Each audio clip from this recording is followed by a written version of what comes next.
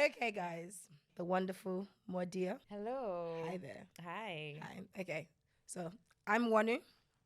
We're Okay. gonna pretend like the camera's not here, Mm-hmm. and it's just me and you as like Yeah. on yeah. a normal chit chat. Yeah. After a couple of missed calls, we always eventually Usually get each happens. other. Yeah.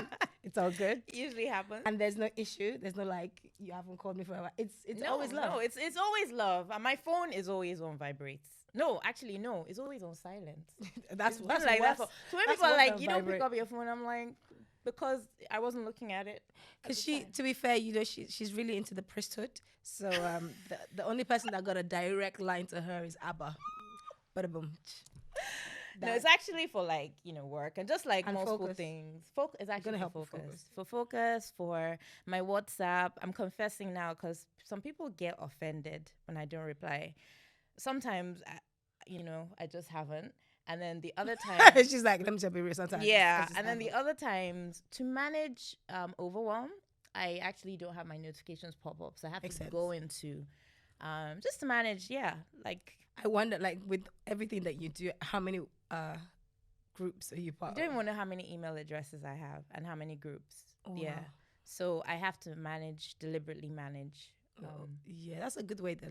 Yeah. See, you're already getting some tips to, I love what you said, to manage overwhelm. Yeah, because it can be overwhelming. I'm not Yeah. gonna lie, it Because can be, imagine the amount of ways people have to contact you, like honestly. text, WhatsApp, Email. Telegram, Instagram, Facebook. Like there's so many, like Honestly. pop, and yeah. And then I work with email. Like my work is based on, so it's just like, sometimes people are like, you haven't replied. I was like, I'm with my employer right now. And I'm giving them my focus. But yeah. Awesome. Yeah. Anyway, so we are having this conversation about Yes. journey to Abba. Mhm. Journey to Abba.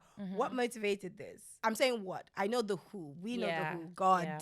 motivated this. But like, what is the? Underlying. So Yeah. I just have to get this out of the back. Let's just talk about it. Let's just talk about it. Okay. So Journey to Abba definitely is not I didn't sit down and craft it. I didn't, look for it. Literally was the Lord that said, this is what you're doing, Journey to Abba, in sort of what they say, but to sort of mark, let me use the words that my fellow Nigerians use, to mark my my birthday.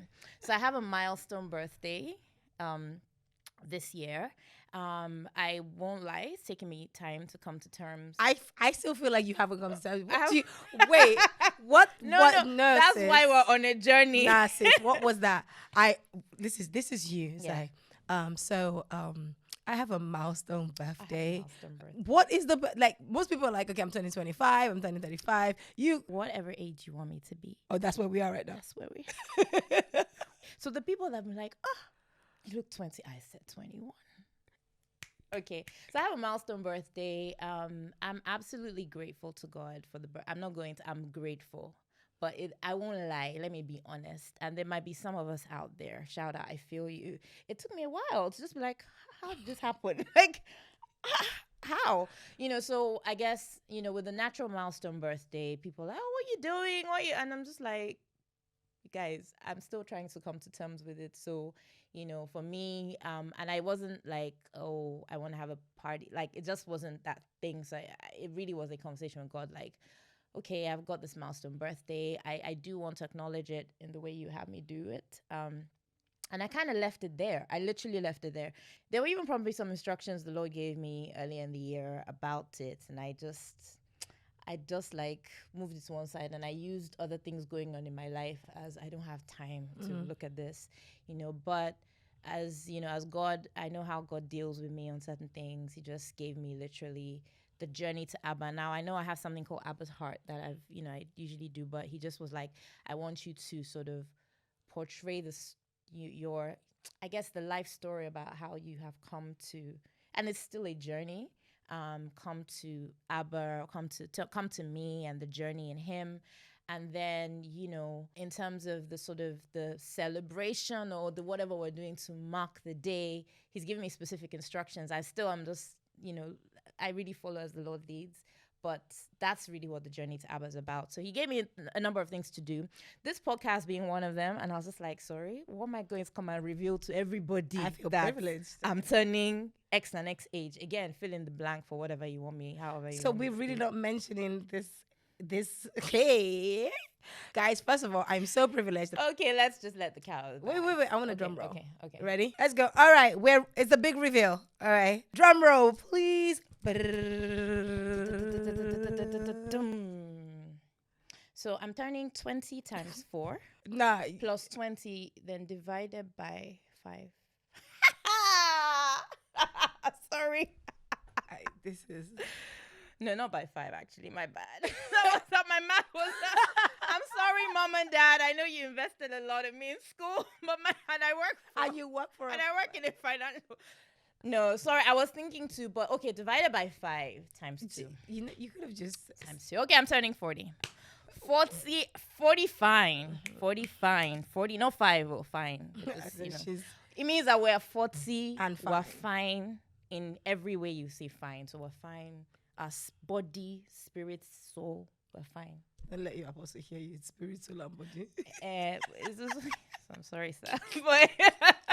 But yes, so yeah. We're Awesome. 40. Yeah. Yay! Woo, woo, woo, It's taken woo, a while woo, from woo. January to Yeah, because we had that conversation. Was it We in did. January or February? the day you called me, and I just was. Sis. Honestly, And the thing is, we have heart to hearts, but that was probably the most vulnerable yeah. conversation we've Yeah. had, at least from your side. I think I've been. Yeah, because I'm a very private person. As in, hello. I'm private. I'm like, and sometimes I think some people think, "Oh, are you private?" I'm like, you don't understand. As in, you're so private that even when you're sharing the word and you give examples, I'm like, sis, I know you know that there are other ones you can give, but nah, she's sticking to. She is private. She's basically like Apostle Paul. I don't want to know anything apart from Jesus Christ and Him crucified. That's it. If you want to know about my life, but this particular day, I know. did I call you or did you call me? I think you called me, but I think the Lord asked you to call me for sure. Because after I got off the phone, I was like, God, what was that? Well, you feeling like, what did I just say? Open my life. Bruh. Like, I just give you information that's only me and Jesus. Like, yeah, it was. You know, so I was like, I feel close to you now. No, it was. I remember that day because I don't think I'd even slept. I come back from night vigil. Wow. So I come back from night vigil at like 9 a.m. So the vigil I go to is like, we're up. So I hadn't slept, and I think that God had given me some insight into something. And I just was struggling to deal with it. And then it just opened up a kind of, I don't like to say worms, let's say beans, big beans, yeah, I don't like worms. It's disgusting. Okay. But opened up this kind of like big beans, and Like an explosion. It was just like an explosion, and I just was like, it just was a lot. And I had to, at that point in time, the Lord knew that I had to kind of just let off steam and talk to someone. And He sent you because He sent the right person, because, you also don't want a situation where you're talking like that in a very vulnerable state to the wrong. Though, like, I do believe that I've been blessed with having the right people around me. And I'm so blessed with that.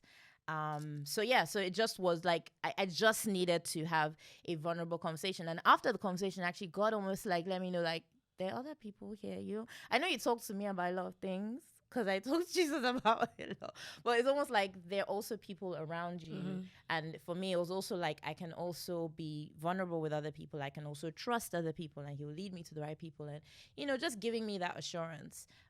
But yeah, so that was the day. And I think I was also just like, on top of all the things I have to tell you, I'm turning 41. How are we going to do? Like, how are we getting through this?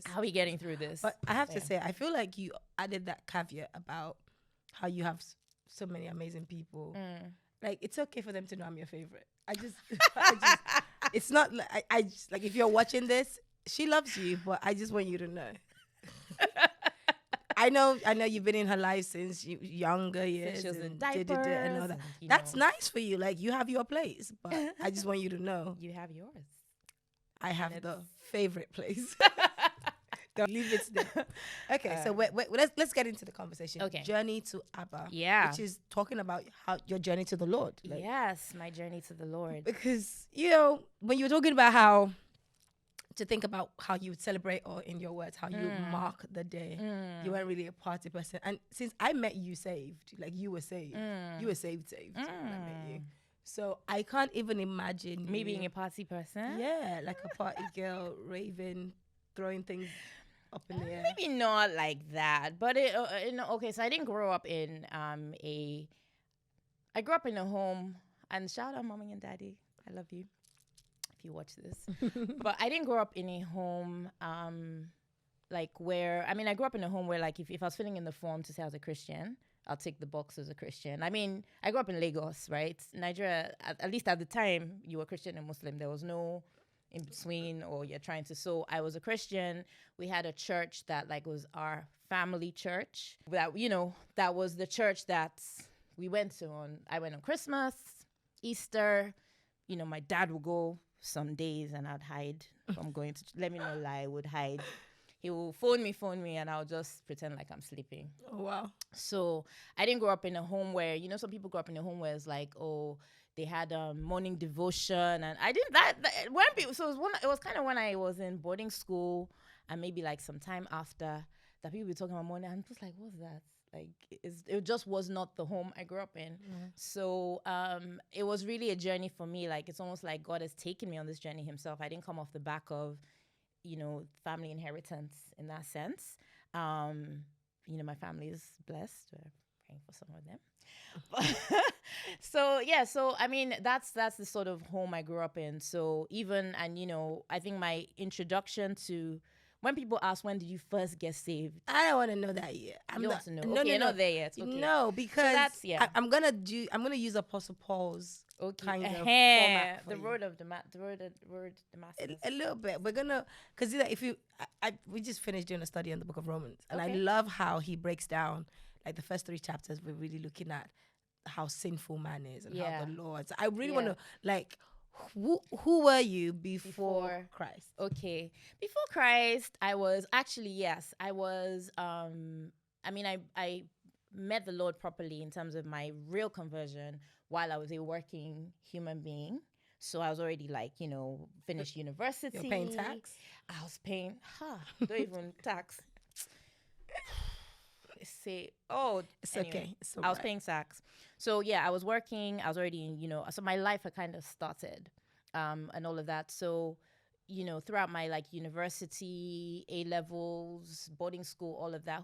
I was a girl who, I enjoyed going out. I grew up in Lagos, so I like a Lagosian. You enjoy going out, and I remember my mom would say to me, "Oh, all the people in this place were asking for you." Like, I was like, almost like, especially when I went home for holiday, she'd be like, "Oh, they was asking for you." My sister too would tell me in Atlanta, because she lives in Atlanta, so that was like my second home after here.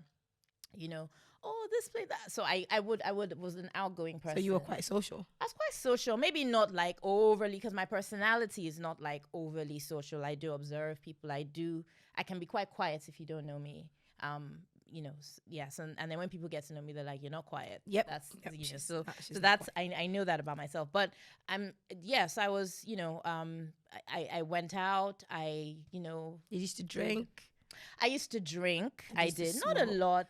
Have you ever smoked? I have. What Oh, did sorry, mommy and daddy. The way you said it, and then you were like, "Oh, mom and dad may watch it." It's one of those things that, let me just try. It's one of those things tried. growing up. What I tried, but not like, oh, what did no, you try? no. I'm curious. Like regular cigarette I or guess weed? now I'm turning 40, so I'll be honest. Have I smoked weed before? I think probably I have, like, tried it. Wow. You think you know someone? I know. And this is part of it. I was like, God, like, I have to be, like, really honest, because you're the one that said I should do this conversation, and you're the one that said I shouldn't prepare. Like, this is, So yeah, I probably have tried it. This was many years ago. And I have tried smoking. Yeah, for sure. I have tried. But it wasn't like a habit I picked up. It was just more like, you're going through, like, life, and then these people are doing these things. So you're like, okay, herd mentality. Okay. This is what, follow the crowd, etc. So, but I wasn't like a super, I mean, again, the people I knew that were like real party people, all that. And drinking, I didn't drink a lot. I just drank like socially, like, Okay. you drink a glass of wine or whatever. It was just more like the thing you did when you were going out kind of thing. So I did. Would you have classed yourself as a sinner? I did at some point, because I remember times when I would occasionally go to church and feel like I shouldn't be here. Like, I'm just too bad to be here. Not bad. Well, yeah, I just thought bad. Like, I just thought my heart isn't really here. And I'm doing things that I know I shouldn't be doing. So What things? Just like, I was like, I explained. I didn't have a bad lifestyle. Did you but see like, my sister that had things now? What are the things that the things? Just like, I was just living in the world. I was in the world, right? Okay. So it wasn't to me. I was in the world. I would, go out. I wasn't. So were you like a committed to Friday night going out, Thursday night going out? Not like, more like Friday night. weekends. Okay. You'd go out, you'd stuff. When I travel, I'd socialize. I'd go out. I remember I was talking to somebody earlier today, and I was like, "Oh yeah, I remember when I went to Miami," and then I had a flashback, and I was like, "Just forget that part. Just forget." What happened in Miami? Nothing happened, but it was more like a girl trip. Okay, party girl trip. So why did you want to forget it? I just thought, wow, just it was. Then it seemed like it was cool, but just move. Nothing major. I wasn't that. I'm making it sound like I mean, if bad. if you're watching this and you have stories, please feel free, because No. I don't know what's happening here. I think most of them are saved now. Some people would do like that Instagram testimony when they show who they were before, what they were dressed. Yeah, like. It wasn't like, no, I wasn't one of those people. But I remember I saw some pictures the other day. I was like, yeah. So I mean, I don't think at that point I wasn't like a party head the way people were, but I was in the world. Like, I just did the thing you did. That was the sort of normal thing to do at the time. And what I was used to was kind of like, life was about, you go home in December, Christmas, you go partying, you go there, all of those things. So when all of these things are happening, sometimes like there's some things I can't go near. You guys understand. Like, God has, how he's dealt with me. Because I know you're quite musically inclined. Yes. So what was music like for you then? Yeah. Okay, music. Yeah, a lot of people don't know this, but I was really into music. I was determined I was going to marry a rapper. Take it back. It's true. You can't be saying things like that don't fit with your personality and just glide over. Well, that's the way a rapper. I thought. Yes, now I was really into hip hop music. I was really hardcore into hip. Like, people don't know that because they think, because you're like a Jeje babe. No, but I remember when my friend, I won't mention her name, and I went to a concert, like a rap concert, and like most of us were the only girl, were like one of the only few girls there, because it was a hardcore, but we knew like all the lyrics. And because I'm I don't want to ask you to name them, because I don't think you even know her. I don't want to give recommendations either. If someone watches you, like, who did she mention? But okay, we'll talk later though, because I want to know who you were listening to. Because back in the day, I was like, I mean, he's passed away now, but I used to listen to like DMX. Yeah, those people. And those people. We went. My friend, I remember, she won a trip to something called a concert, which was, I think it was called Hot 97 in New York. So she won it from here, Radio 1 Extra, many years ago. So it was like, you can go one other person. I was the person that went, because that's how I was like into. So all the people at the time were at that concert. We saw them. I would travel for concert. I was like into music so much. So it was ingrained in my head that if I hear a song now, I can remember. That's curious. Why I don't listen. I don't want to ask you to regurgitate any lyric. I want to see how you used to bump to those music. Go ahead. No, I'm not bumping. I don't even remember. How did you used to? Girl, I can't be dancing. Were you one of the like, hey? Yes, no. I mean, I was, yeah. So it was. I can't imagine. You can't imagine. So a lot of people that know me now, I was just like, oh.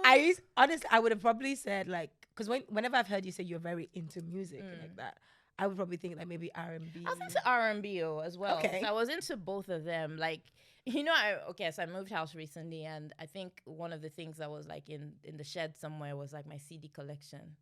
And I hadn't. So basically, there were some CDs I remember when I was becoming a Christian. The Lord would tell me, go back and the CDs of, so like Nas, I was into, I had all his albums.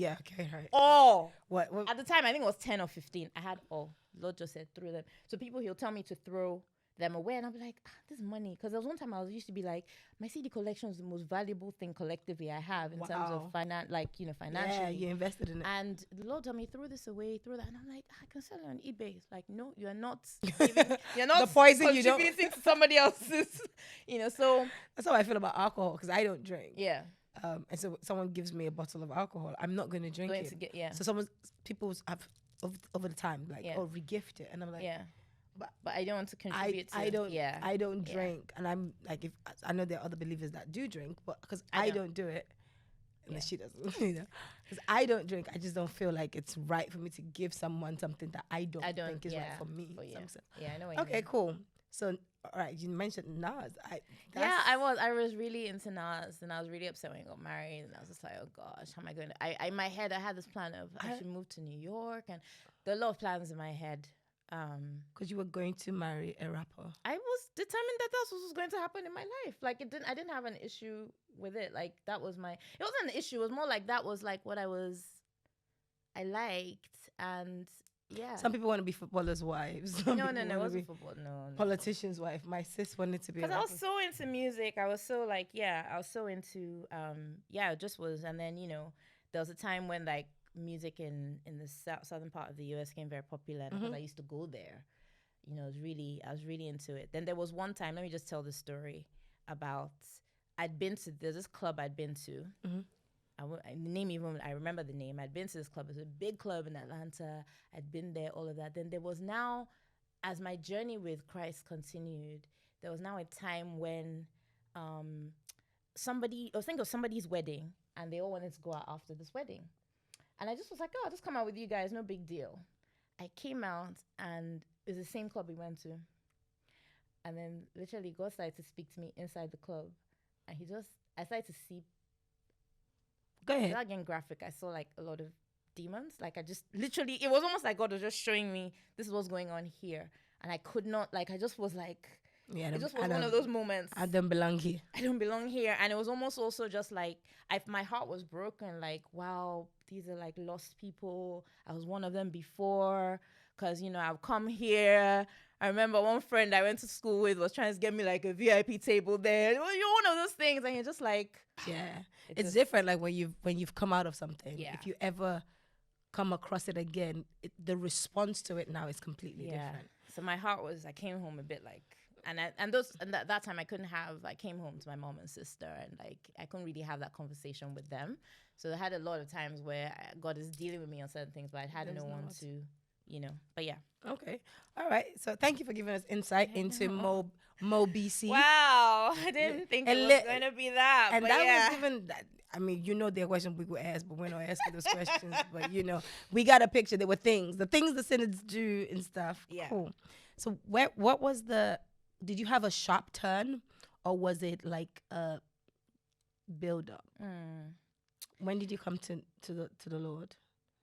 I think it was certainly a build up in my heart, but one that I was struggling with, because I kept on being like going to church and just being like, I shouldn't be here. I'm too bad to be here. I'm too, But so the turn, it's always boy problems that sometimes cause this. I'm so glad. But it was a boy problem. Listen, men be out here doing the Lord's work, okay? They may not intend. God will use a Nebuchadnezzar. Honestly. God will use a heathen to bring his... It was a boy problem. Talk to me. So I was like... I'm not going to go into, respectfully, I won't go into so much detail. No. But like I'd kind of been, I think, okay, so my views, for example, prior to being a Christian, I just wanted to, so when I started work as a corporate person, I just wanted to like make money. I just wanted to make money, be rich, buy a house in Chelsea. Like I just had these random like high, and if anyone ever asked about marriage, I just was like, if it happens, like I just was not fussed about it. So it was never something that, though like my parents are married, so it wasn't like I came from, not seeing that rather, but it just wasn't something I You wanted a wanted rapper, but it wasn't a big deal. Yeah, it wasn't a big no, but the rapper. This is after my rapper phase. This okay. is more into my like, okay, you're now becoming older type of thing. So I just wanted to, so I just was like, that wasn't for me. And I think part of the reason as well was I just could not this is how the devil plays with you.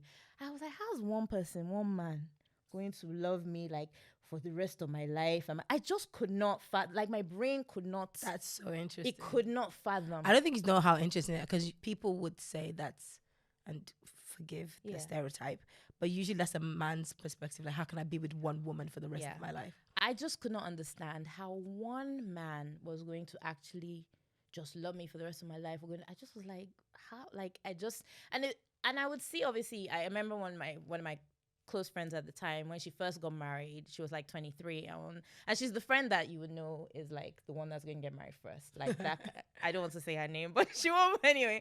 But yeah, did she get married first? She got married first. Like, she played her role. She knows herself. She was like always in a relationship. So when she told me she's getting married, I was like, okay, we'll come to your wedding, kind of thing. So I remember when that happened, I was just like, okay, and her marriage, like this is too, so it felt far away. So why I say all of that is because I stumbled into this relationship, and I stumbled into it in that I never took it serious, and I just was like, but it kind of, when you're with somebody, you hang out with person, then you feeling starts, and then it becomes more serious than you really intended for it to be. It's like, how did we get here? Yeah, I stumbled into it, and it just was like, yeah. So and it was for all intents and purposes, it was on many levels, and I won't really mention why, but it was a wrong relationship, like totally wrong. But because I also had this, how is one person going to it just was like, whatever, so I stumbled into this relationship, and it was quite, I look back, it was quite a number of years that it went on, but it was never a serious relationship. We didn't even live in the same country. Was it a placeholder? God, I don't even know. In my head, it wasn't a placeholder, and I'm not really sure if to the person it kind of was. Okay, so it was, for what it was serious. It just felt, it was serious because emotions were getting involved. Okay. But it wasn't like directional. I saw my future. No. Okay. So it was serious in the moment that you were in. Yes. Because you had real feelings. Yes. But it wasn't directional. Like, it didn't have future. Direction. It didn't have a future. But I think sometimes I thought, oh, maybe it has a future. And then sometimes, when the person passes comments, you're like, maybe.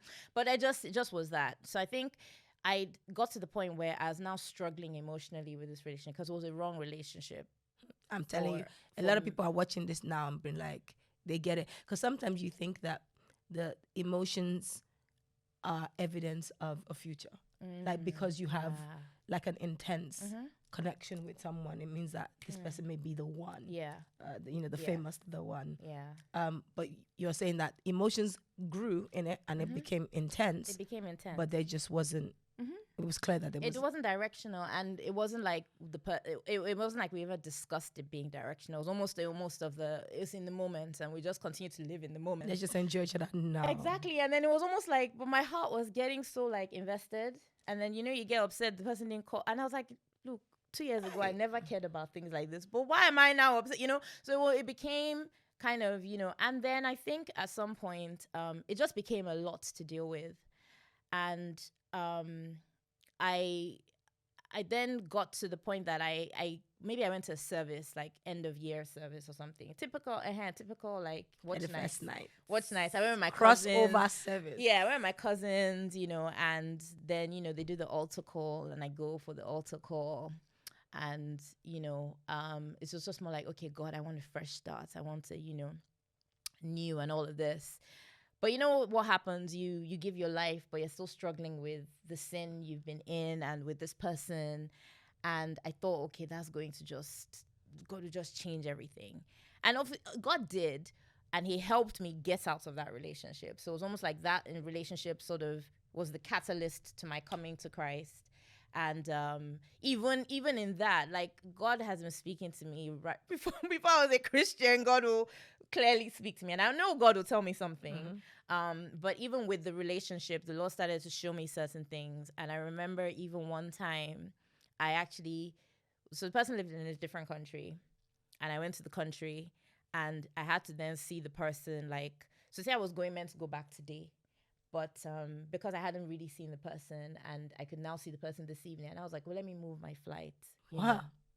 I moved my flight. Wow. In fact, before I made the decision to move my flight, the Lord showed me that I had this dream so in my face. The Lord showed me, and he showed me like a plane diving into the but I woke up with it knowing that it's not got nothing to do with a plane crash. It's almost like you're going to fall one more time if you don't, but I was disobedient. And also literally the fear of God, so the Lord will show me different things that will happen in my future if I didn't get out of this relationship. He showed me this was going to happen. You're going to end up, knocked up. You're going to, like, literally, and I'll just be like, okay. I feel like I'm revealing so much right now that I never meant. You're doing well. You're doing well. I'm so proud of you. Vulnerable. A lot of my friends do not even know about this relationship. Do you want a hug? No, it's okay. Don't worry. This is my stomach's very composed. So anyway, that's really what led to that whole, and the Lord really helped me deal with the kind of, you're breaking up and you break up with it, and you're breaking up, there's the emotion, you're trying to break. The Lord literally helped me. He told me, this is what you're going to do. Call this person. I remember there was one time that I was like, oh, well, because I think the breakup was a little bit like over the phone. And I was like, well, I think I wanted closure, and see the person. God was like, just forget that. So when the person now even called that, oh, I'm around. Oh, thank you very much. Take care. Bye. Literally. So that's kind of what happened. And then, the Lord, there was a church. I started going to Jesus House. Shout out to Jesus House. That's kind of where I grew up a little bit. So that's where I started going, and then started, I immersed myself. Thankfully, I immersed myself in all the extracurricular activities I could when I first. So I wasn't just going to church on Sunday. We'll have Monday night prayer at the time. So I would go to everything I could. And I think that just helped me in my sort of, I didn't know at the time, but if I look back, it was a discipleship. The Lord just put me on a discipleship track, because I just feel like you can get saved, but discipleship is key. Exactly. Yeah. Exactly. So that was sort of because I did get saved though, many years ago in school, when I was in boarding school in Nigeria. I remember some altar call, and I went, and I gave my life, and I didn't know what it meant. And that's just that just shows you that there was no discipleship. So I guess with that's so good. Yeah. So he just immersed me in things, and I didn't. It wasn't like anyone said this. So they'd have classes, they'll have baptism classes, they'd have some. I think I did RCCG School of Disciples. I did all sorts of things. So God was kind. Did you go to Digging Deep? Did you guys have Digging Deep? It's like midweek, like Bible study. We used to have a Wednesday Bible study as well. So we had Wednesday. Yeah, they had a Wednesday service and all of that. And then at some point I started serving. Yeah, that's really cool. Yeah. So you found that helped you in terms of, did that help you change your lifestyle? Because I think one of the things that people find hard is like, now I'm saved, now what? Because everyone has had. Absolutely. You generally have like your way of living, your routine. Yeah. And I don't think Sunday helps with the adjustments that people have to make. Like, that's not like when you encounter God, there is a change to your living that happens. Yeah. It's not necessarily because you go to a church that tells you have to change your life. It's as you get closer to God, your appetite changes, your taste buds change. Absolutely. But then it's like, am I in limbo? What am I supposed to do now? In that. So I think that I was blessed to have my friends be in that same season of, we're saved, we're getting serious. So it was almost like a shout out to Fab Crew. We actually had a name. And the name originated from when we were not saved. Oh, I don't want to go into the story. This is why I'm her favorite, because we don't have names like that. Okay, yeah, no. But what we had.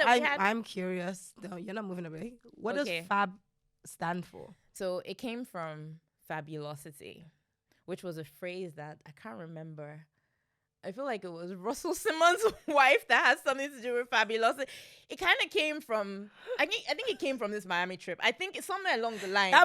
If you know anything about this Miami trip, please inbox me. But the funny thing is that the people that are in Fab Crew were not like all on the trip. I don't even know, but it kind of Were you the one that came up with the name? Yeah. Yeah, I have a thing with names. I just have it like, So somehow it got into Fab Crew. And Fab Crew at the time. How old were you guys at this point? We're in our 20s. Okay.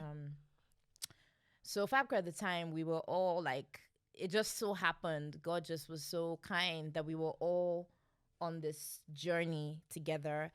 So most of us went to JH, a couple of people went elsewhere. But, we were on the journey together. We did different things. So went to Sorting Out, which is, I don't know if you've ever heard of Sorting Out. It's like a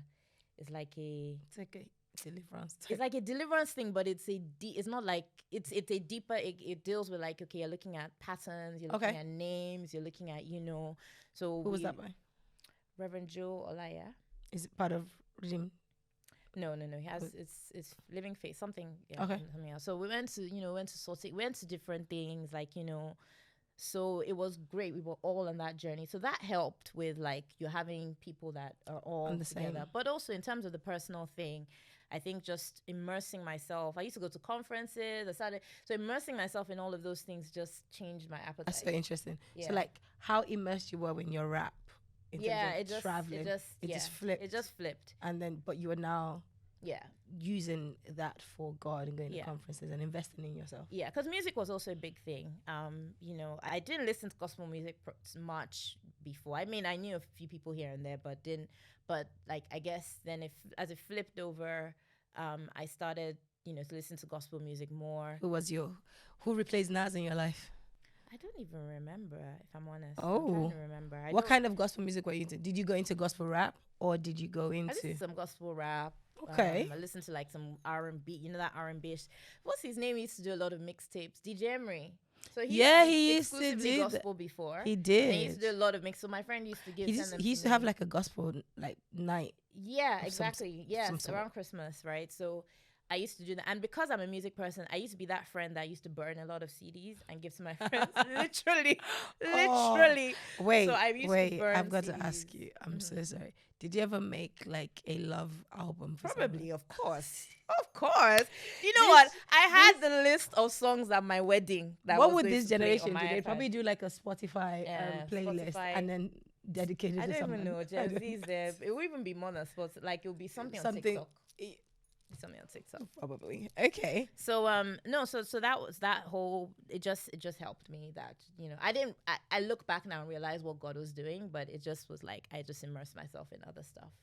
But how did you come to the place of seeing God as Abba? So this is how you got saved. Yeah. Right? But then and your discipleship pattern, not necessarily being taken under someone's wings. It doesn't sound like it just sounds like God had you, thankfully, not fall through the cracks. Mm-hmm. It was a thing of you're going to go to everything that was possible for you to grow and things like that. Mm-hmm. But you could know him as Father, Son, Holy Spirit, like the Trinity, generic. But Abba is quite a intimate way of referring to the Lord. Yeah. So where did that come from? How far into your journey? It definitely was further on into my journey. I think the first few years of knowing God was, it was great. It was great foundations. Then I guess there came a point, I can't quite say when it was, but there just came a point of me understanding that there was a need for intimacy and depth, and I just could not survive without God, if that made sense. Were you serving at this point? Were you serving in the church? Yes, I was serving. I mean, I joined from that kind of change. I more or less joined JH, and I maybe very soon after joined the choir. Okay. Maybe when I say very soon, maybe a few months or maybe at least, I think like 6 months in. I kind of been going on and off here and there, but I joined the choir more on they used to have this volunteer thing. We volunteer in February, so I joined on a volunteer probational. It was actually probational, my joining, because I just was my job is too much. I don't know if I can do it, blah, blah, blah, blah, blah. And we've never had the conversation since. So that probation happened till I left. You were continuing in that. I continued. So I think even the journey of serving helped me, because I think when you first start serving, especially in a choir, coming from where I was coming from as well, I grown, obviously I loved music. I also wanted to be a musician, in like if I didn't have to go to school, that's what I'd have done. But I think thank God, I didn't, I didn't go down that road then, because I think it would have been more difficult to come back. But I think just the joining that, you join the choir, you think it's about singing. And then as you go in it, you're like, there's, I think that helped me. I was like, there's more here. I can't, like, it's not about learning the song and just coming to sing the song and make sure your part is right and all of that. So I think even with my choir journeys, I was also in Festival of Life choir. Shout out to the Festival of Life people. Helped me grow as well, because I remember we used to also have these exercises where we used to you'd write the lyrics of the songs, and we'd be told to like meditate on the songs, think about the meaning, and when you start doing things like that, and I start thinking, and I'm a bit of a benefico, like I like to take my work seriously, kind of thing. Good. So I would actually do that, and actually then find there was more to it. So I think it just the hunger just built from there. I think worship is one of the greatest tools for discipleship. Yeah, and people don't realize it. I think that the worship leaders and worship people in that God has called into that in worship ministry need to take theology so seriously, because God uses worship to disciple. Yes. If you look at the impact of music and how music impacts culture in the world, it's the same power that it has of influence in the church. Yeah. And someone may not remember everything word for word that the pastor has said in his sermon, but they can learn the lyrics of a song line upon line with no problem. I told you, songs in the world, I can be in an Uber and the song I've not heard for 25 years comes on. I will remember every single lyric and ad-lib because I'm musically inclined. But then a speech you heard, but you can maybe summarize, but you wouldn't have to be able to give it word for word. Exactly. That's why songs are so powerful. So the fact that you had all that immersion into worship songs that you had to meditate on, that was discipleship going on right there. Absolutely. So that just, I think that accelerated things for me. I didn't, as I say, every time I look back and think, oh wow, but that's really what I got thrusted into it. And when you're serving the Lord and you're so into it, it starts to remove things that are necessary in your life. Yeah. Because like I don't have time for, and I have a very demanding job. And even at that time, I was under it just was pressured. So my hours were long. I just didn't have time to do anything that I didn't need to be doing. Though it felt like stress at the time, it definitely grew me up. It grew me up in so many ways. So that really helped me. That was the main. So I don't know when there was a real shift in terms of, but I don't know. I'm at the point where I can't breathe without God. Like I can't. Yeah. I just can't, like, every fiber of my being. And I think it's just, and it's the deeper I get, the more I grow in Him, the more I realize how insufficient, like I actually cannot function without Him. So I don't have a picture here, but maybe I'll send it to you. Yeah. Because I remember one of our first conversations. We met in Israel. Yes. Well, the Holy Land. Yeah, we actually met in Israel because we met in Israel. Although we were probably on the same flight, I don't think, did we speak on the flight? Probably didn't, because you saw I'm not the most. It's not I'm not friendly. I'm just not the most forthcoming in So I don't remember. I think because I volunteered for the worship team. Is that how it started? Yes. I volunteered to join you guys in worship. Yeah. They humbly accepted because it was I was definitely tried. I was like, this is my little voice that we are managing here. Serious. Anyway, but one of the key conversations we had was when you told me what you did. You minus work. You were telling me about leading worship. I think we were actually on the way to Mount Carmel. Okay. Just put a little context to it. Yeah. And I remember you telling me that, of your relationship with the lady in America, what's her name? Psalmist Rain. Yes. And that you wanted to host worship nights. But then that's what you actually said the line. But I just don't want to have another worship night. I want to be able to worship spontaneously. I love spontaneous worship. I remember looking at you like, okay, that's interesting. Because I was like, what do you mean by that? And you just said you just love the freedom of being able to express. Yeah. It was like a real hunger for you. And then you told me all the things you were doing, that you're part of this group, that they pray, that there's like night vigil every night. That disciple, I don't want to mention their names. I won't. But put me through the night vision every night. And I was sitting there looking at you like, right, thumbs up to you. Great stuff. But I mentioned that because for me that was, I could see your hunger for more. Your hunger for more. And between then, what year was that? That was like 2017 or 16, 17. Around that. Shout out to Olive Tree Tours. Shout out Pastor Banjo. Yes. But that was like, I saw your hunger for more. It wasn't a thing of your capacity in terms of musically. She has a brilliant voice. Like, you've worked on your voice. Amazing. But it was about, you wanted more. You wanted a weight. You didn't just want it to be like, people come, we have a good time. Because you can have a good time in worship, but it's just a good time. It wasn't a delivery. Where did that hunger cultivate from? It might sound cliche, but I do think it's the Lord that gave me that. I think it came from, because if I think about my music journey, I used to dream up songs. So I have an album, like my first album, which one does not really listen to. Because you never listen to the first thing you do, you're like, wow, sound horrible. Anyway, so a lot of the songs on there, more or less all the songs on there were songs that were, so I used to dream songs.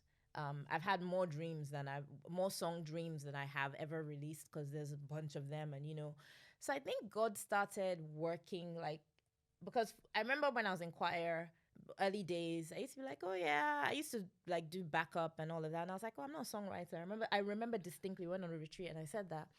And I remember opening my Bible once, and it was one of these Bibles that had a, you could read, one of these that's like a study Bible.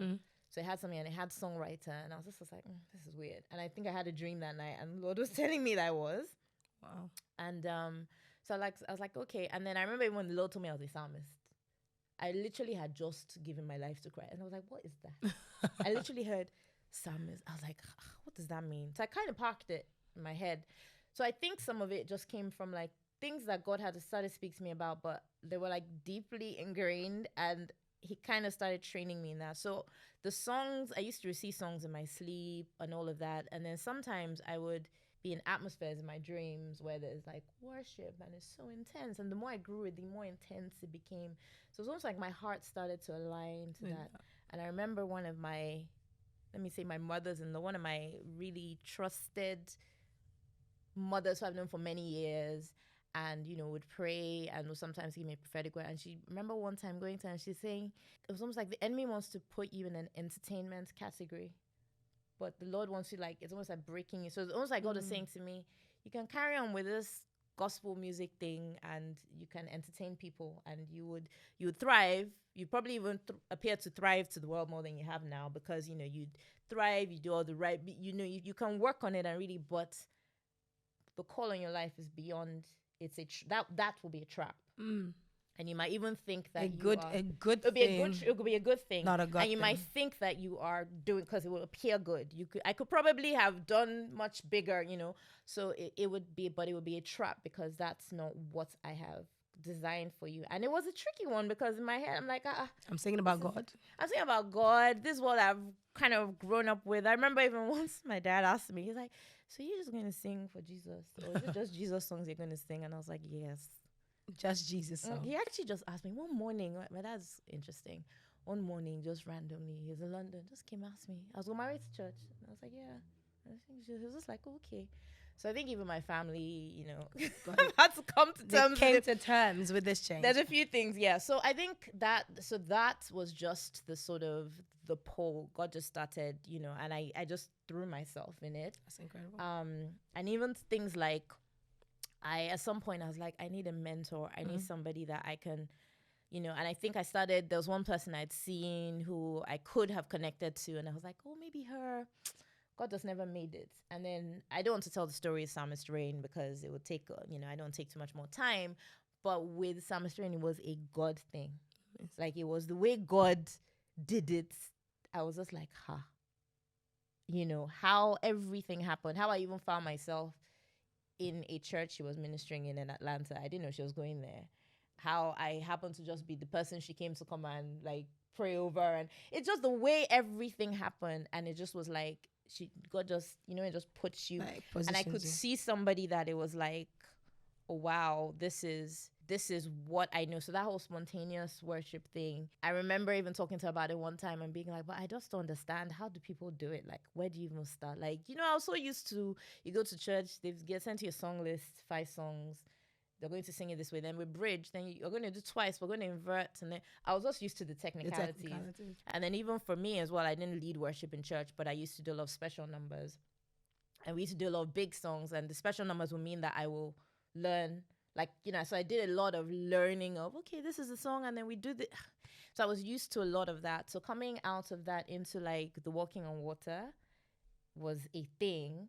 But now I think when you ask me to send you, anyone asked me to send this song list, I'm like, I asked her to send me. The choir just need to prepare. Like, even if you don't stick with it, just give us the list. Mom was like, That's the last thing someone asked me for a song list before we started. I was like, okay, I'll send it. Because it's usually, so that's so funny and ironic. You've come such a long way. I couldn't, That's amazing. But if we are at this point, we're approaching 40 to the glory of God. Hey. Glory of God. What would you say if someone asked you how you spent the first 40 years of your life? What would I say? Like, if you were to use one word to describe the first 40 years of discovery. Your life. Oh. Clearly you thought about that. Yeah, no, it just literally, I just heard it. Really? Mm-hmm. Discovery. Okay. Any regrets? Because as you started asking the question, I was like, I didn't think about this. And then I just heard discovery. And then discovery. Okay. Really, no. I mean, if you ask me at some point, sometimes I'm like, oh, well, I didn't do this. In terms of regret. Yeah, maybe I should have done this. Maybe I should. But discovery, and the Lord has made it clear to me, like, I could have been, like, if I look back and when I think about my journey before Christ, I would have married the wrong person. I'd have been stuck. I would have been living a completely different life, like, different from what, there are books in heaven written. I would have been reading, maybe Satan's script I had written. I would have been living a completely, and maybe there would have been pockets of God pulling me here and there, but it just would not have been the life I've come into. Discovery. My father in the Lord says, like astronauts explore space, we explore God. Come on now. So yeah, it's more case. It's been discovery. And it's been some of it, the exploration, and maybe the first part was probably exploring without me even realizing. But now I realize there's so much more in God. I've seen it. I know that I can't exhaust knowing God. I know that I know the deeper I get in Him, there's so much more, and there's so much more of a drawing. So it's just that's what it has been. It's been life, life discovery. So not discovery. Any disappointments? Wow. This is going up. I'm going to drink. I mean, okay, the natural things in life is, you're 40 years old. I'm 40. Wow. I'm now taking a new category on boxes. Bro. It's a change. It's a whole change. I'm taking a new, So that's just paper, so right. Yeah, I don't know if I'll call it like a disappointment. I mean, when you think about life and you think 40, if I was 20 and I was thinking, when I'm 40, when I'm 40, I'll do this. When I was, I'd have bought a big house with a swimming pool. I'd have done this, and, I'd have had 4 children. You said these things when you're a child. Okay, actually, I didn't want 2. Sorry, I decided to. I didn't want. Anyway, I'm still having my 2. Come on. They can come at the same time at this rate, because I'm not trying to. We ain't trying to do it twice at 40. So it's but as the Lord directs. But so I think with all of those things, you think about those things, and then sometimes there's a thought of, oh well, you're not married, or you don't have married and have children. Let's make that clear.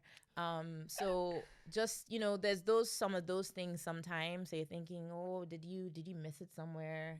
Were you, then your mind, or sometimes the enemy starts, okay, maybe you're to this. So yeah, I don't know if you go through it as well. You go through the assessments and you think, oh, maybe I'm to this. Maybe I'm not friendly. Maybe I'm, and then because as you get older, you get used to your ways as well. So you begin to think, maybe I've just, and I feel like Do you ever think maybe you said no to the wrong person? No, I don't think there was the one you could have said yes to. No, I don't think so. Nah. I don't think so. If you are you one of the think- people and you're watching this and you're hearing the nah, I'm sorry. I love Don't you be all. offended. Don't be offended.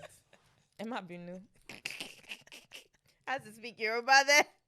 No, so I don't think so. I think, but sometimes you think, oh, maybe because I think because my personality, I think maybe I was too, especially if I like somebody, I can tend to be even more reserved, and even more. You want to go and take it by force. Maybe I didn't. I'm like maybe I didn't. Hey, Yes, even one time I was thinking maybe I didn't pray enough. Maybe I didn't call the right people, and we didn't.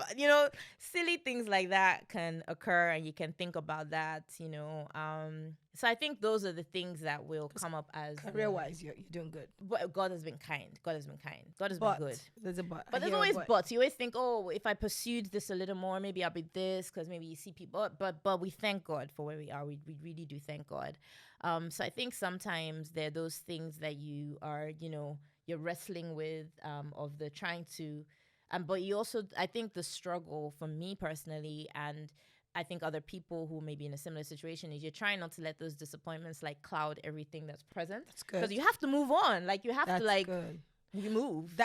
That's actually. I had a conversation with one of the girls this week, and she was basically said she listened to a podcast, and it was kind of like talking about preparing for mourning what you thought would have happened, Jesus, but hasn't happened. But I had to be like, yet, yeah, it hasn't happened yet, because sometimes we're putting full stops where there's a comma, because it hasn't happened within the time frame.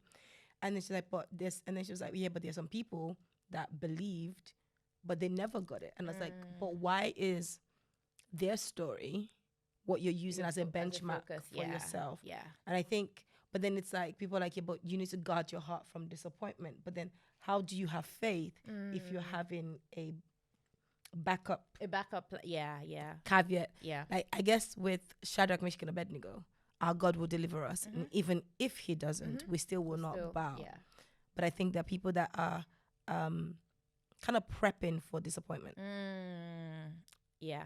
How have you gone through Have I prepped for disappointment? Yes, I have. I won't lie and say that I haven't had times that I've in my heart been like holding back from or not doing something as fully as I should because I don't want to be disappointed. That was like my kind of status quo. Just I don't want to be disappointed. My heart is too fragile to do that. So I think definitely that's something that the Lord has worked with me on. Even recently, I was so it's human to do that, but it's not faith. It's human, but it's not.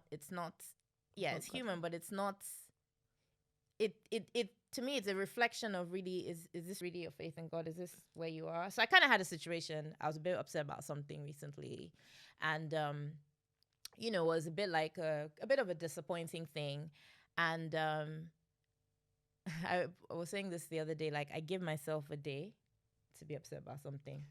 Now, with that situation, I surpassed the day. Oh, because I give myself 24 hours. I'm like, okay, for 24 hours you can cry, come on, but after this, keep it moving. And some people think, oh, isn't that not? I'm like, you don't understand. If you start dealing with your feelings and emotions, it will keep you. It steals more and it time. Can be a spirit. Yeah, it can literally be something that hovers. So I found like, okay, I was there, and literally a few days ago, God said to me, okay, so we have come so far, right? I hear you, but get up, like. Almost like we've come so far. Is this where we are? How long will you mourn for so? How long will you mourn? And it literally was like I'd also come from being in icy, being all like charged, being, and then I come into this. That's true. Actually, I think I know what we're talking about. Yeah. So the Lord's like, Don't you hate that when you've gone, you've been at the mountaintop. The Lord has even singled you out in some circumstances. You come and it's like, so Lord's like, is this, so after where we have been, all the investments and the journey that we have made, all the investments, like, is this what I was like, I'm so sorry, Lord. We're not like, so it literally gave me like a boost of like, the Lord's like, even this should help you deal with certain things in prayer. Like, I don't go into too much detail. But the Lord was like, almost like, so is this what you're accepting? And you're now accepting this as, I was like, Jesus, I'm so, like, you're like, sorry for embarrassing you. I was like, God, I said, I actually knelt down. Lord, I'm so sorry. Like, almost like, get it together, girl. I forgot who I was. And I forgot who you were. I apologize. Honestly. Amazing. And he's like, even like the people are surrounded. I was like, surrounded by, I was like, God. Yeah, I mean, from the time I've met you to where you are now, the growth has been like leaps and bounds. I have to say, it's been a real privilege to see that growth, and to even see God strategically like position you in certain places. Yeah, that you probably wouldn't have gotten for yourself if not for like obedience. Yeah, and one of the things I've seen in your life is you're comfortable being uncomfortable. You've had to get comfortable with it. Yeah. God's like, okay, you've been here for now. Okay, move. He's like, sorry.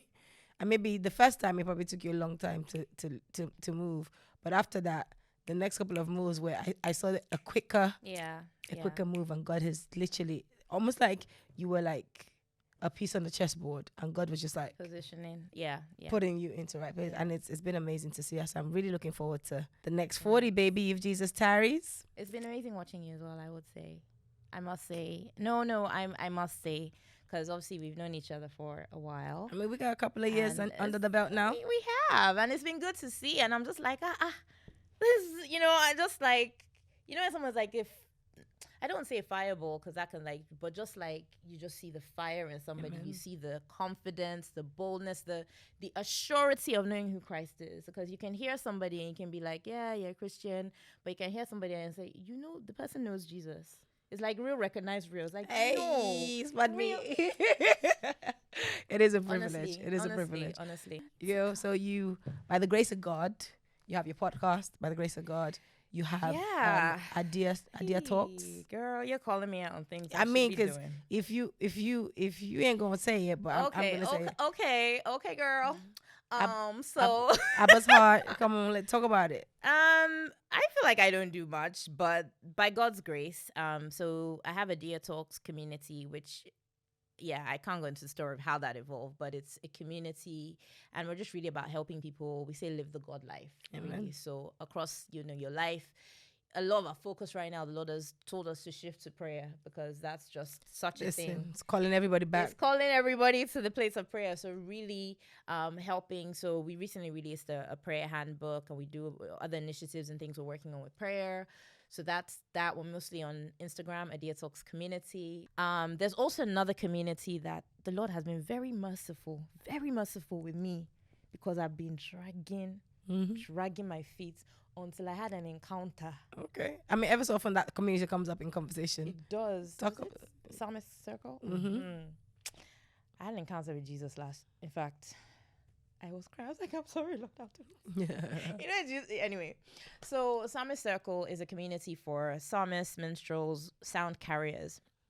And it's really just meant to sort of strengthen us, basically, and it's just a community where we grow together and we grow in God the right way. So the basics of like understanding sound, and I feel God has taught me a lot about, sound, and is continuing to teach me about sound, about, the importance of what we're doing, the role we play. Because I feel like a lot of people just like, worship. And, I think we could do a whole other podcast about like music, sound, worship, all of that. I need to get you to come spend time with the choir. Yeah, so everything, because I've been on the journey, and so some people might think, why don't you? There's a reason I would never listen to certain things. There's a reason I won't find myself in certain places because of that. So anyway, so it's really about that. I'm growing that consecration of who a psalmist is, and really important.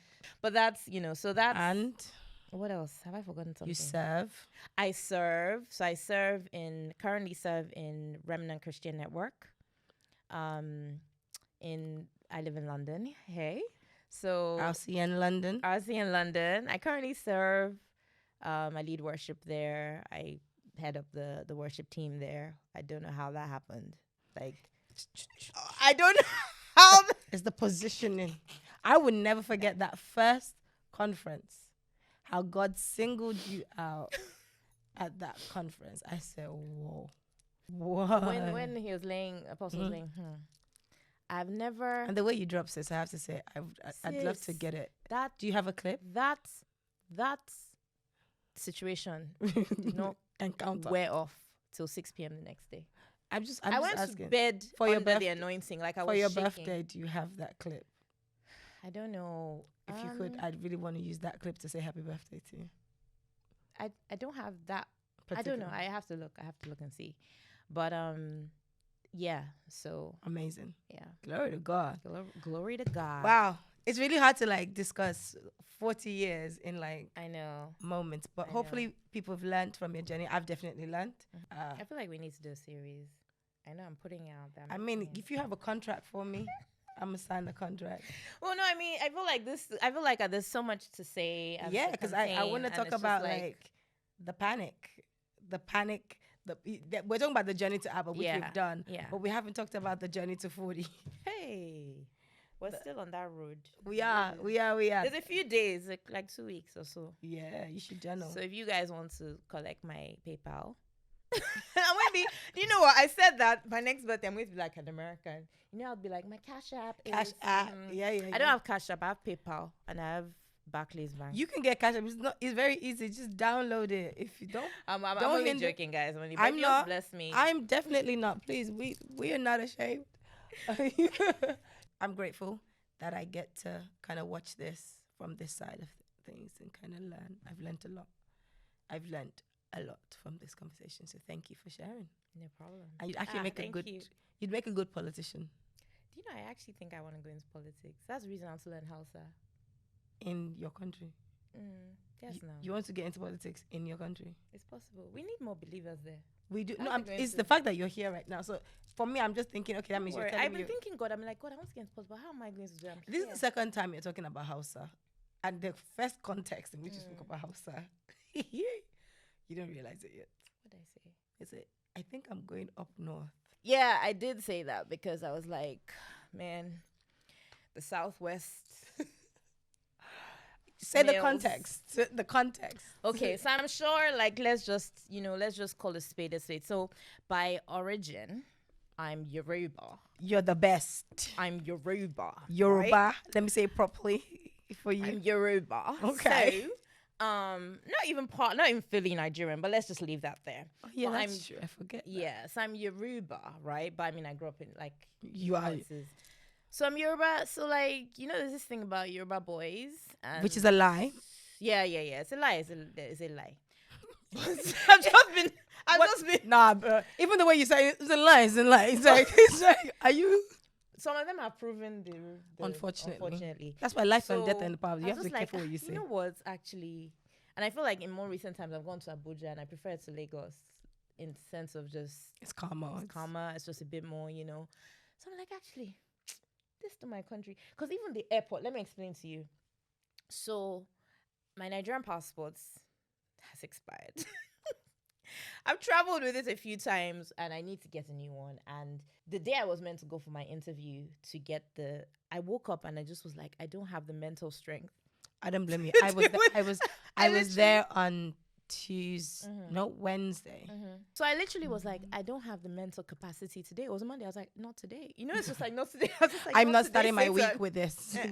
So I anyway, I then ended up not being able to renew it on time. And then ever since then, I've kind of needed to go to. So the most recent time, I actually then got a visa on my break. Why did they tell you that you couldn't travel? Because the last time I went there, those people in Lagos, I had to beg. They stressed me out. We're coming back. It just was. But even though they said you could actually travel, they've let me travel. I think I went on travel certificate, and they're like, "Oh no, you can't, because this was coming back."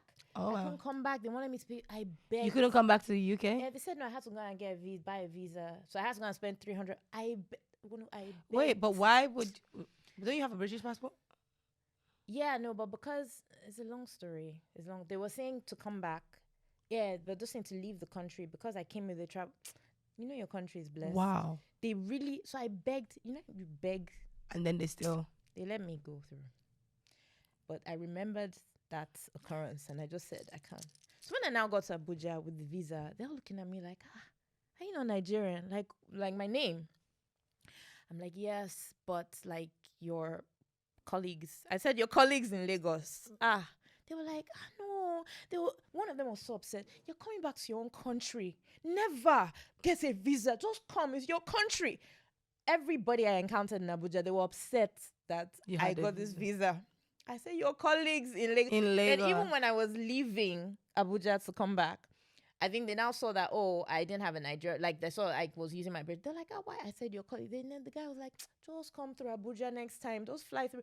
I said, because that Lagos airport, when I get out of Lagos airport, I feel like I've fought. you feel like you have spiritual warfare. And you're like, I'm ready to go home. Nobody should talk to me because I have fought customs. I've fought for my bags.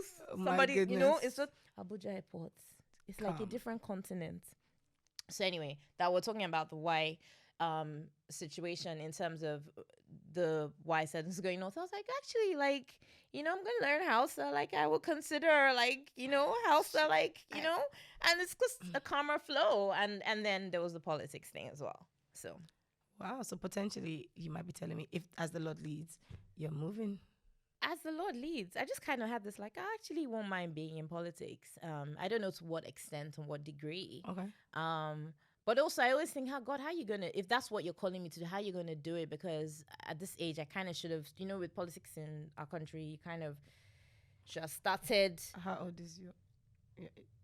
No, well, yeah, that's true. But usually, most people I know that grew up with in politics are already like in it kind of thing. Yep, I don't think that if there's any country where that shouldn't be an obstacle. Yeah, probably that one. Probably you're right. So, no, it's like it's just crossed my mind. Like I just thought, like maybe I just have more of a governmental. I'm kind of seeing things from a more like. I wonder why. I don't even. Why? Why do you? The house you're in. Yeah, actually, I think that's it. It's governmental. It's governmental. Yes. Yeah, you're right. Yes, that's probably contributed to it's called that it out, understanding, pulling it out. Yeah. So I think because even the worshippers, your cousin, my cousin, ever so often in a worship set, I will pray for Nigeria. Nigeria. It would it's like an act. I was like, you must have that kind of Does that make sense? There's a call to responsibility. That is not just for the preachers, the whatever, but even the worship leaders. There's that, and I think there's also one of the things I'm part of. We pray for nations, fellowship I go to. We literally pray for nations the whole day on one day, so it literally, and I think I got more into it over lockdown because we're doing praying every night 12 to 2, so you're praying for nation, the Lord is showing you. Then I think that accelerated my dreams I started having dreams about nations or things going on. So I think all of that has contributed to my more okay, there's more beyond. Okay, we're gonna watch this space. And you know what I love about you is that in your journey I love you. It's not the only what. It's not the only what. But one of the things, even in this conversation, is being so flexible in the hand of God. Yeah. I think when you're not flexible, you live a life of frustration. Yeah. Because you may be so fixated on a particular methodology, and God's like, no, if I want to move you, you've got to be flexible with me. Absolutely. My purpose for you is the same, but the methodology of executing that purpose might change. Yeah. In the words of Nigeria, part-time. Part-time. My pet peeve, one of my pet peeves has always been being put in a box and being labeled. This before, just if you choose to put me in a box, my brain will try to prove to you that it can't be. So I'll do everything to work. So I think that has helped me be a bit, flexible. Also, a shout out to my parents. They do multiple things. That's great. All that, so yeah. Because you could be like, I'm a worshiper. I sing. That's my expression of worship. And then just leave that there. And then God's like, but I want you in government. So do I go and entertain? Am I going to go sing? Is there a soul in I'll go for the inauguration and sing so you can cast out the demons out of whoever it is. Awesome. Thank you so much. Final words in this particular. Because it's been really great. Final words. As I said, it's God that put me on this sofa with I was going to call you Shorest, but no, the Shorest is the other Rev.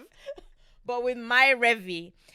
So it's really God that put me here. But I believe one of the reasons he did was just to be able to share the journey, and people might be similar to me, where you might be confronting something. It might not be age, but might be something you didn't ever think, oh my gosh, am I going to be in this situation? Or just coming to a point where you have a lot of questions and all of that. But it's just sharing my story so that it doesn't seem, because sometimes we appear to all be like put together, everything's all perfect, you don't have any, so I think it was just more so that. So if anybody there who's trying to come to terms with something, or you're in this age where there's a lot of competition, or trying to like keep up with the Joneses, I just want to tell you, just live your life, live the script. That's why I say live your script, not somebody else's script. Just be with God, follow God. There's so much of God. You can never exhaust knowing God, and actually having him lead you is possible. And you don't have to live a life where it's like, oh, I'm down, I'm up, and all of that. You can live a life completely immersed in him. So I think I'm a testimony of that. The journey is still happening. I'm still going. Watch this. Bless God for where we are. We thank him. So yeah. Amazing. Your view of God, do you think? My what? Like when dealing with disappointment and the wrestling, how did it ever impact your view of Abba? Did you ever think that Abba did not like you? Abba, why are you putting me through this? Not really. I mean, I'll have questions, but I always find myself, even if I'm crying, because I cry sometimes, but even if I'm really crying, shocked about that. But now I accept that you're you're a little bit human, just a little bit. But no, I cry most, like, even if I'm crying to God about something, like one day I was like, oh God, whatever the case, I will never leave you. Even if the enemy tries, I'm here to stay.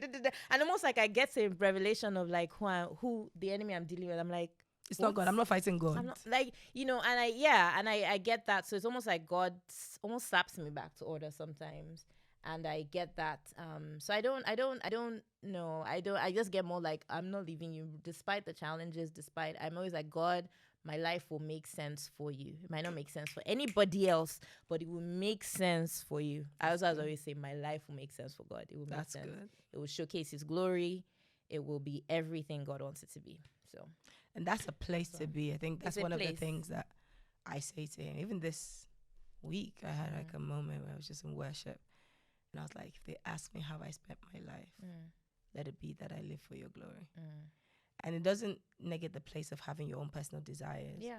But if your desires are not submitted to the ultimate climax of giving glory to God, you're going to live a life of compromise. Absolutely. You will fall at some point. Absolutely. And so having that grounding to say, I have my wants, I have my desires, but ultimately for your glory. Ultimately. Like every part of me, even the parts that may be ugly and painful, let it give you glory. The part that is rejoicing and whatever for your glory. When that is your stance, it's easier to go through. Yeah. And I think just to close there, because we're rounding, is that we've been sold a lie, certainly was in the early part of my journey, that once you're Christian, everything should be rosy and dandy. You will not have challenges. The shoulds. You have a life of ease. I'm just like, you say life from the pit of hell. At least, when this girl had to sing, at least you got a little vocals, a little. But no, but that's just a lie. Yeah. That's a lie. And even Jesus tells us. Exactly. And I think sometimes, especially my concern, and I think this is also the concern of my father and the Lord, is like just the amount of things that the church today sometimes that is being built and being fueled by things that are not true, is concerning, because a lot of people are falling trapped to that. So when the life of ease doesn't happen, when soft life, it's that's a scam. It's a scam. It's also a scam. Like, why? The other day I heard somebody say, my coach said, you're anointed to do hard things, and I was like, yeah, yes, you're anointed to face challenges head on, and you're anointed for it. It's not just So I think when all of that comes to play, sometimes it's sold to people. So when they expecting all of these easy things, and it's just like, I mean, God chose Mary. Do you think it was easy for her at that time, right? So it's all of that. And then people get to the point that, you know, it's like, oh God, you know, they're disappointed in God that because all those things didn't happen. And it's like he didn't lie. God didn't lie. You misunderstood. The wrong thing. Or you believe the pastor that you Yeah. can't check if he's really called by God first. But that's a different conversation. That's a whole different conversation. Let me not be naughty today. Thank you for joining us. Thank you for having me. Thank you for this and for having me in your home. Thank you. We're saying whose house are we visiting? But yeah, no, thank you. I mean, you're wild. Thank you so much for trusting me with this. Thank Abba. Thank you, Abba. Thank you, Abba. Thank you, Abba, for everything. Thank you for a beautiful life. Thank you for 40 years. I'm here for you. I'm your girl. Yes, and you look good with it. Oh, thank you, girl. Cool. Thank you so much. Thank you. It was fun. It's good. You did great.